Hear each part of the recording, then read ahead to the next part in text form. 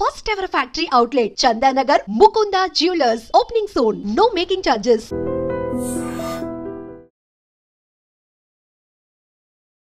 Hi hello నమస్తే welcome back to iDream media. ఈరోజు మనతో ఉన్న పర్సన్ ఫినాన్స్ అండ్ ఇన్సూరెన్స్లో 13 years పాటు ఎక్స్పీరియన్స్ ఉన్న ఫైనాన్షియల్ ప్లానర్ మధు గారు.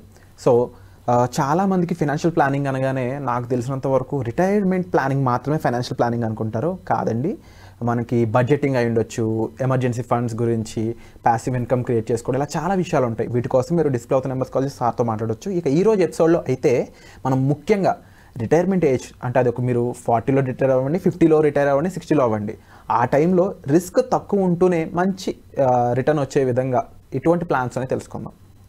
హాయ్ మధు గారు. హాయ్ విరాట్ గారు. సో మీతో ఎపిసోడ్ అనగానే ఇప్పుడు ఫైనాన్షియల్ ప్లానింగ్, మంచి రిటర్న్స్ వచ్చే విషయాల గురించి తెలుసుకోవడం చాలా హ్యాపీగా అనిపిస్తుంటుంది అనమాట. ఓకే, మంచి సబ్జెక్ట్ కాబట్టి. సో జనరల్గా రిటైర్మెంట్ అవుదాం అనుకున్న ఎవరైనా, రిటైర్మెంట్ దగ్గరగా ఉన్న ఏజ్లో ఉన్న పర్సన్స్ ఎవరైనా సరే, వాళ్ళు ఇన్వెస్ట్ చేసి కాస్త సేఫ్గా మంచి రిటర్న్స్ తెచ్చుకోవాలి అనుకుంటే వాళ్ళకున్న ప్లాన్స్ ఏంటి, వాళ్ళకున్న ఎటువంటి ప్రొడక్ట్స్ ఉన్నాయి? సో జనరల్గా మన ఇండియాలో అసలు రిటైర్మెంట్ గురించి పట్టించుకోరు. దానివల్లనే చాలా ఈ మధ్యలో కొంచెం మారింది. ఎందుకంటే కోవిడ్ అందరికి ఒక గుణపాఠం నేర్పింది. ప్యాసివ్ ఇన్కమ్ పైన కానీ, లిక్విడ్ అసెట్స్ పైన కానీ, రిటైర్మెంట్ తర్వాత మనకున్న ఖర్చులు, మెడికల్ ఇన్ఫ్లేషన్ పైన కానీ దాదాపు అందరికి నాలెడ్జ్ అనేది వచ్చింది. కాబట్టి ఇప్పుడు కొంతమంది ఫైనాన్షియల్ ప్లానింగ్ లేదా రిటైర్మెంట్ గురించి ఆలోచిస్తున్నారు. ఎస్పెషల్లీ ఇప్పుడు రిటైర్మెంట్ ఏజ్ అంటే మన ఇండియాలో అరౌండ్ 60-65 ఆ రేంజ్లో జనరల్గా రిటైర్మెంట్ అనేది తీసుకుంటారు. అప్పటి వరకు ఎంప్లాయీస్ అయితే వాళ్ళకు ప్రాబ్లం ఉండదు కొంచెం, ఎందుకంటే వాళ్ళకు ఆ పెన్షన్ రూపంలో కొంత అమౌంట్ సేవ్ అవుతుంది.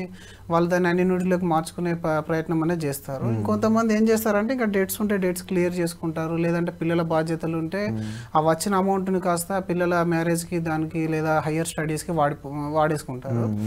బట్ ఇందులో మనకు రిటైర్మెంట్కి ప్లాన్ చేసుకున్నప్పుడు ఇన్వెస్ట్మెంట్ చేసే అమౌంట్లు ఎక్కడ ఇన్వెస్ట్మెంట్ చేసే అనేది కొంచెం జాగ్రత్తగా మనం జాగ్రత్త పడాలి. ఎందుకనంటే ఈ రోజుల్లో ఒకప్పట్లాగా లేదు. ఇన్ఫ్లేషన్ అనేది అన్ని రంగాల్లో విస్తరించిపోతుంది. అంటే వేగంగా అనేది ఇన్ఫ్లేషన్ అనేది పెరుగుతూ ఉంటుంది. కాబట్టి ఈ రోజు కోసం కాదు, ఇప్పుడు మనం నెక్స్ట్ 60లో మనం రిటైర్ అవుతున్నాం అంటే యావరేజ్గా లైఫ్ ఎక్స్పెక్టెన్సీ ఇప్పుడు మన ఇండియా అయితే అరౌండ్ 72 ఉన్నట్టుంది. అంటే 72 అని అంటే కొందరు 85-90 వరకు ఉంటారు, ఇంకొంతమంది 60-70లో కూడా ఎక్స్పైర్ అయ్యే ఛాన్సెస్ అనేవి ఉంటాయి. కానీ యావరేజ్ చూసుకున్నట్టయితే 72. గోయింగ్ ఫార్వర్డ్ అనేది మీకు ఎన్ని ప్రాబ్లమ్స్ ఉన్నా సరే ఫ్యూచర్లో మీ లైఫ్ ఎక్స్పెక్టెన్సీ అనేది పెరుగుతూ ఉంటుంది. అంటే ఇప్పుడు మనం బయట కంట్రీస్లో కూడా పెరుగుతూనే ఉంటుంది. సో లైఫ్ ఎక్స్పెక్టెన్సీ పెరిగినప్పుడు రాను ఇన్కమ్ అనేది ఉండదు, ఖర్చులు అనేవి ఉంటాయి. అలాగే మెడికల్ ఖర్చులు అంటే ఇంకా ఇంక్రీజ్ అవుతూ ఉంటాయి. అంటే మనం అందరం దృష్టి పెట్టాల్సింది ఫ్యూచర్లో నాకు వచ్చే ఖర్చులు ఏంటి అనేది ఆలోచించాలి. ప్రజెంట్ లైవ్లీహుడ్ ఎక్స్పెన్సెస్ ఏవైతే ఉన్నాయో, ఇప్పుడు అరౌండ్ 50,000 మనం ఎర్న్ చేస్తున్నాం అంటే అందులో మనం ఓన్లీ బతకడానికి ఎంత ఖర్చు చేస్తున్నాము అనేది ఆలోచించుకోవాలి. నెక్స్ట్ 10 years తర్వాత అరౌండ్ 7% ఇన్ఫ్లేషన్ తీసుకుంటే డబుల్ అయిపోతుంది. ఈ డబుల్ అయిపోయిన అమౌంట్ మళ్ళీ నెక్స్ట్ 10 years తర్వాత మళ్ళీ డబుల్ అవుతుంది. అంటే అరౌండ్ మనం నెక్స్ట్ ఒక 30 yearsకి మనం కానీ ప్లాన్ చేసుకున్నట్టయితే 30 years తర్వాత ఎక్స్పెండిచర్ ఎంత ఉంటుంది అది నేను ట్యాకిల్ చేయగలుగుతానా? ఇప్పుడు ఇన్వెస్ట్మెంట్ చేసే అసెట్ క్లాసెస్ ఫిక్స్డ్గా నాకు ఒక అమౌంట్ ఇస్తుంది, మరి ఆ ఫిక్స్డ్ అమౌంట్ అనేది సరిపోదు. ఎందుకనంటే ఇన్ఫ్లేషన్ పెరుగుతుంది కాబట్టి మీ ఇన్కమ్ అనేది కూడా పెరగాలి. మరి ఇన్కమ్ పెరగాలంటే అప్పుడు మీరు జాబ్ చేయలేరు కదా. కాబట్టి మీరు ఇన్వెస్ట్మెంట్ చేసిన అమౌంట్ అసెట్ క్లాస్కి ఆ క్వాలిటీ అనేది ఉండాలి. ఏంటి, ఇన్ఫ్లేషన్ బీట్ చేస్తూ రిటర్న్ ఇచ్చే విధంగా, అలాగే పెరుగుతూ ఉండే విధంగా మనకు ఆ అసెట్ క్లాస్కి ఒక క్వాలిటీ అనేది ఉండాలి. ఎస్పెషల్లీ దానికోసం ఇంతకుముందు ఈ ఆప్షన్ అనేది లేదు కాబట్టి ఇప్పుడు కాస్త మ్యూచువల్ ఫండ్లో ఆప్షన్ అనేది వచ్చింది. ఎందుకంటే ఫిక్స్డ్ డిపాజిట్లో మీ ఇన్కమ్ అనేది ఫిక్స్డ్ ఉంటుంది.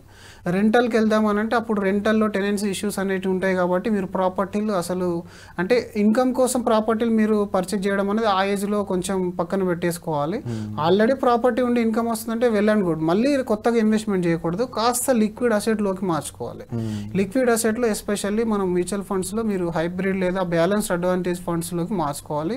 దానిలో కాస్త రిటర్న్ అనేది తక్కువ ఉంటుంది, రిస్క్ అనేది తక్కువ ఉంటుంది, రిటర్న్ అనేది కూడా మీకు మోడరేట్గా మంచి రిటర్న్ అనేది జనరేట్ అవుతుంది. సో ఇందులో ఈ మ్యూచువల్ ఫండ్లో నేను రిటర్న్ తీసుకోవాలంటే అందరికీ తెలిసేది ఏంటంటే అది స్టాక్ మార్కెట్ రిలేటెడ్, అది 0 అయిపోతుంది, 50% డౌన్ అవుతుంది, 30% డౌన్ అవుతుంది అని అపోహలు చాలామందికి ఉంటాయి. నిజానికి అది నిజం కాదు. రిస్క్ అనేది ఉంటుంది, రివార్డ్ అనేది ఉంటుంది. రిస్క్ రివార్డు రెండు కూడా ఉంటాయి అందులో. అంటే మీరు తీసుకోవాలని రిస్క్ కాదు, అది బయట ఉండే రిస్క్లతో పోలిస్తే స్టాక్ మార్కెట్లో ఉండే రిటర్న్ రిస్క్ అనేది చాలా తక్కువ. అందులో ఇంకా ఎస్పెషల్లీ లైవ్గా మేము చూసిన ఎగ్జాంపుల్లో మార్కెట్లో ఉన్న రిస్క్ అంటే బిహేవియర్ రిస్క్ ఎక్కువ. మన వాళ్ళకి ఏంటంటే పెరుగుతుంది అని అంటే ఎగ్జైట్ అయిపోతారు, తగ్గింది అని అంటే ప్యానిక్ అయిపోతారు. దీన్ని బిహేవియర్ రిస్క్ అంటాము. మీ బిహేవియర్ కానీ కంట్రోల్ ఉన్నది అని అంటే మీరు అద్భుతంగా రిటైర్మెంట్ ప్లాన్ అనేది హైబ్రిడ్ ఈక్విటీ ఫండ్స్లో కానీ లేదా బ్యాలెన్స్డ్ అడ్వాంటేజెస్ ఫండ్స్లో కానీ తీసుకోవాలి. ఇందులో ఏ విధంగా వర్క్ అవుతుంది అంటే మీరు ఒక లంప్స్ అమౌంట్ ఇన్వెస్ట్మెంట్ చేసి నెక్స్ట్ మంత్ నుంచెల్లే పర్టికులర్ అమౌంట్ ఎస్ఐపిలో మీరు ఏ విధంగా అయితే మంత్లీ ఇన్వెస్ట్మెంట్ చేస్తారో ఎస్డబ్ల్యూపీస్ కంప్లీట్లీ ఆపోజిట్ టు ఎస్ఐపి. మీకు పర్టికులర్ అమౌంట్ పర్టికులర్ డేట్ రోజులో మీకు శాలరీ ఎలాగైతే క్రెడిట్ అవుతుందో ఆ విధంగా మీ శాలరీ క్రెడిట్ అయినట్టు మీకు ఎస్డబ్ల్యూపీ నుంచి అమౌంట్ అనేది క్రెడిట్ అవుతుంది. అది మార్కెట్లో ఉంది కాబట్టి మీ క్యాపిటల్ కూడా అప్రిషియేట్ అవుతూ ఉంటుంది. అరౌండ్ 10 to 11% రిటర్న్ వస్తుంది, మనం 6% తీసుకుంటున్నాం. మిగిలిందంతా కూడా మీ క్యాపిటల్ గ్రోత్కి యూజ్ అవుతుంది అనమాట. ఒక్కొక్కసారి ర్యాలీ వచ్చి మనం పెట్టుకున్న 10 to 11 years కూడా అవసరం లేదు, 7 to 8 years లోపల 5 years లోపల డబుల్ అయిన సందర్భాలు ఎన్నో ఉన్నాయి. సో ప్లస్ మైనస్ రెండు ఉంటాయి, బట్ మీ క్యాపిటల్ అనేది సేఫ్టీ ఉంటుంది అక్కడ. రెండోది మన రిటైర్మెంట్ ఏజ్ కాబట్టి కాస్త లిక్విడిటీ కూడా అవైలబుల్లో ఉండాలి. ఎందుకనంటే ఇప్పుడు నేను కొంచెం ఎక్కువ రిస్క్ తీసుకొని మరి ఈక్విటీలో 100% ఇన్వెస్ట్మెంట్ చేస్తా అంటే మార్కెట్ డౌన్ అయినప్పుడు ఏదైనా ప్రాబ్లం వస్తే మీకు లిక్విడ్ రూపంలో విత్డ్రా చేయాలంటే ఉన్న యూనిట్స్ కాస్త లాస్ అయిపోతారు. అస్సలు అత్యాశకి వెళ్ళదు మ్యూచువల్ ఫండ్లో. కన్జర్వేటివ్గా ఉండాలి కాస్త ఆఫ్టర్ రిటైర్మెంట్. మనకేంటి ఒకటి ఇందులో మళ్ళీ ఇంకొక విషయం అంటే ఇప్పుడు లిక్విడిటీ అనేది ఒక పార్ట్, లిక్విడ్ రూపంలోకి అది 2 days లోపల మారిపోతుంది. మ్యూచువల్ ఫండ్లో ఉన్న మొత్తం పోర్ట్ఫోలియో కూడా మీరు బ్యాంక్లోకి వచ్చేస్తుంది ఏదైనా ఎమర్జెన్సీ వస్తే. అలాగే ట్యాక్సేషన్ చూసుకోవాలి. ఆ రోజునికి మనకు ట్యాక్సేషన్ అంటే ఇప్పుడు నార్మల్ ఎఫ్డి అయితే మీకు as for your tax slab పడుతుంది.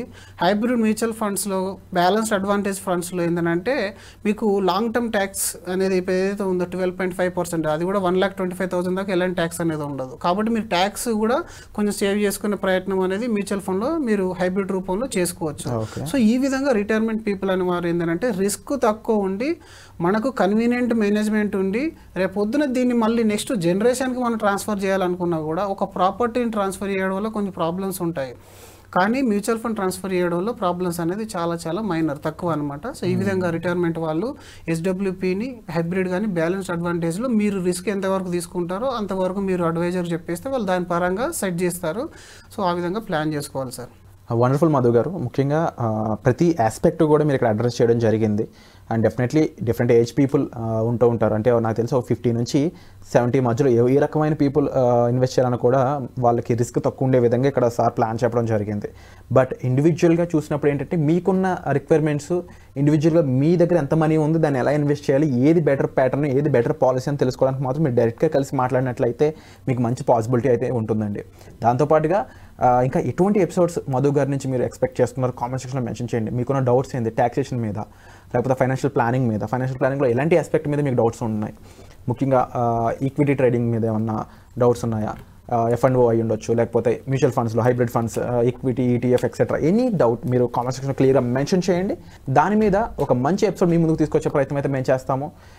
So thank you so much Madhu garu. Thank you so much. Hopefully lot of episodes మీతో ఇంకా చేయాలని మనస్ఫూర్తిగా కోరుకుంటున్నాను. Thank you so much. Thank you.